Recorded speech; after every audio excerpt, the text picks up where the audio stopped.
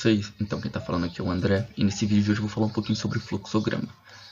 Bom, por que estudar fluxograma? Porque fluxograma é algo muito comum dentro da programação para representar visualmente os algoritmos. E além de comum na programação, também é muito utilizado em empresas, para você poder mostrar o seu trabalho, para você poder mostrar as etapas do seu determinado projeto em uma indústria. Então é um conteúdo muito importante e o objetivo desse vídeo é só você ter um primeiro contato, se você nunca teve, ver como é que funciona, entender mais ou menos o que significa esse tal de fluxograma, beleza? Então vamos nessa. Tá, então, um fluxograma é uma representação visual de uma sequência de etapas e ações a fim de realizar um processo. Então, basicamente, você vai utilizar símbolos e por meio dessas setas eu vou estar representando o passar das etapas, né? Então, eu vou utilizar símbolos para representar um algoritmo. Nós estamos trabalhando com programação. O algoritmo é aquela série de etapas que tem como finalidade chegar a um determinado campo, finalizar o seu algoritmo, né? Então, o fluxograma vai utilizar símbolos para representar visualmente o algoritmo, de maneira que cada símbolo do seu algoritmo tem uma funcionalidade. Observe que para começar ou terminar seu algoritmo, nós temos um mesmo símbolo, né? Para a entrada de dados, nós temos o símbolo que é um paralelogramo. Para uma tomada de decisão, o símbolo é um losango. Aí observe que o mesmo símbolo para a entrada de dados é o símbolo para a saída, né? Aqui está imprimindo o valor do número A, B e C. Bom, eu não quero que vocês entendam o que esse algoritmo está significando, só quero que vocês vejam como o fluxograma é montado. Utiliza símbolos e por meio das setas você está indicando a sequência de passos e você tem como objetivo chegar a um determinado fim, né? Finalizar seu algoritmo. Então, beleza? Então agora vamos para a simbologia. Tá, então vamos para a simbologia. Como já foi visto, esse símbolo representa o início ou o fim de um algoritmo. O retângulo ele representa uma ação ou um processamento. O losango ele representa uma tomada de decisão, que é o nosso conectivo que nós vamos utilizar, né? O se, ou o for, o while. Então isso é uma tomada de decisão. Temos também entrada e saída, que é o paralelogramo. Nós temos o conector. Bom, para que serve o conector? Para conectar, né? Mas na prática nós vamos ver como é que nós conseguimos inserir ele dentro do fluxograma. E esse símbolo, ele também representa uma entrada, só que uma entrada via teclado. Então você vai digitar um input no seu código e você vai digitar o seu input via teclado, né? Então é diferente da entrada e saída normal, que os seus dados já estão na máquina. Beleza? Então vamos fazer um fluxograma desse nosso probleminha, né? Nós vamos montar um algoritmo e fazer o fluxograma.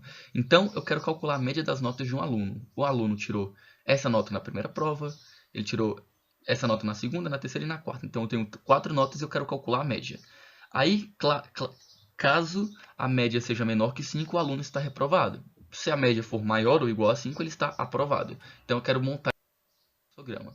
Para tanto, vamos fazer. A primeira coisa é iniciar o seu algoritmo. Então, eu vou utilizar o símbolo de início. Daí, eu vou entrar com as notas P1, P2, P3 e P4. Note que eu coloquei o paralelogramo. Então, essa entrada já está na máquina, né? Então, as notas já estão digitadas no código. Tendo as notas, eu vou fazer um processamento. Eu vou calcular a média dessas notas. Então, eu vou somar P1, P2, P3 e P4 e dividir por 4. Agora eu tenho a média. E agora eu vou fazer uma tomada de decisão. Bom, se o M é menor que 5, se isso é verdade, né? Então eu vou dizer, se o M for menor que 5, se isso é verdade, o aluno está reprovado. Porém, se o M não for menor que 5, o que é o M não ser menor que 5? Ser maior ou igual a 5. Então, se o M for maior ou igual a 5, então ele é aprovado. E observe, se ele for tanto aprovado quanto reprovado, terminamos o nosso código e nós vamos ter o fim, né? Esse paralelogramo significa que eu estou tendo uma saída de dados, ou seja, está aparecendo na minha tela aprovado ou reprovado. Estou printando aprovado ou reprovado e esse conector vai servir para juntar as setas e, por fim, acabei o meu algoritmo. Beleza? É isso. Agora eu vou querer implementar a ideia desse algoritmo no código em Python. Vamos então botar a mão na massa. Então, pessoal, abram o replay de vocês, criem o seu programinha, eu coloquei média das notas, new, beleza? Criem o seu arquivo de vocês e agora vamos programar. Eu quero implementar aquele algoritmo exatamente da maneira que eu coloquei no fluxograma, tá ok? Então tá, eu tenho a nota da P1, P2, P3 e P4. Então, relembrando o nosso algoritmo, a etapa posterior seria o quê? Seria, após a entrada de dados, seria o cálculo da média, né? Então, vou dizer que M vai ser a soma da nota da P1 com a nota da P2 com a nota da P3 com a nota da P4. Beleza? Então nós vamos somar tudo e dividir por 4. Temos então o valor da média. Agora nós vamos para a tomada de decisão. Então, se a média for menor que 5, aí eu tenho que colocar 2 pontos para fechar o nosso código. Fechar o código não, né? Para fechar esse comando, porque senão não funciona. Então, se m é menor que 5, então print reprovado. Então, nós vamos ter agora uma saída de dados, né? Reprovado. Então, o que vai sair é reprovado. Aí, caso contrário, que significa o quê? Se o m for maior ou igual que 5, print aprovado. E vou pedir para rodar. Tá. Tá dizendo que... tá, é porque eu coloquei M maiúsculo e depois coloquei M minúsculo. Então, só corrigir aqui. Corrigindo. Roda. Beleza, então ele foi aprovado com essas notas. Eu posso colocar um passo a mais. Após calcular a média, eu posso pedir para printar a média, para ver qual foi a nota que ele teve. Então ele tirou 6,25 de média, tendo esses valores de nota na P1, P2 e P3. Note que no momento em que eu coloquei essa saída de dados, eu não estou mais trabalhando com aquele fluxograma que eu tinha feito antigamente. Ó, deixa eu dar um Ctrl C aqui, tirei o print M. Esse código que eu escrevi é idêntico ao fluxograma que eu desenhei na apresentação, certo?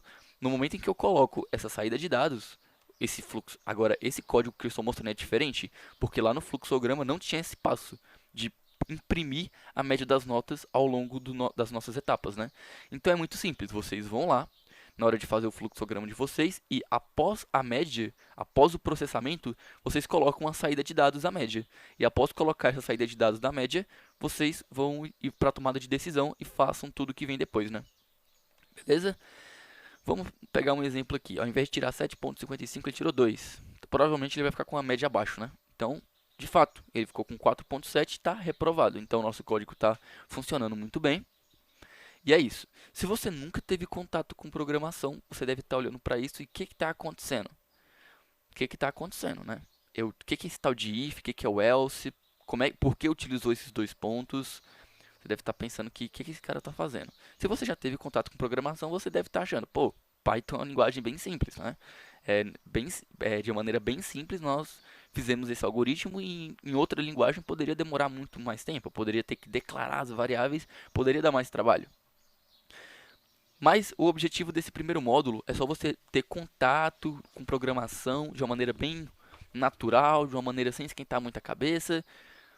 Tenta entender esse código, tenta entender os passos que eu fiz, porque no módulo 1 nós vamos explicar tudo. Vamos explicar o que é uma variável, vamos falar dos conectivos lógicos e assim por diante, beleza? Muito obrigado por assistir e até a próxima.